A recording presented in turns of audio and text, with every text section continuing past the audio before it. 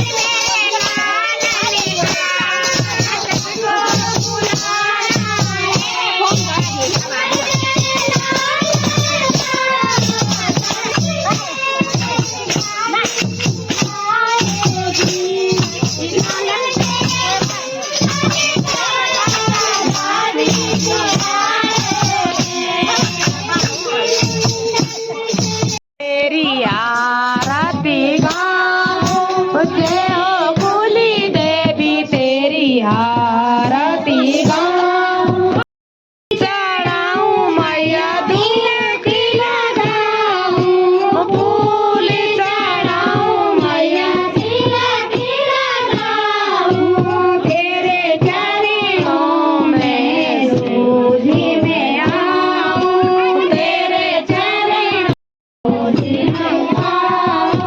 ये भोली देवी तेरी आरती गाऊं ये भोली देवी तेरी आरती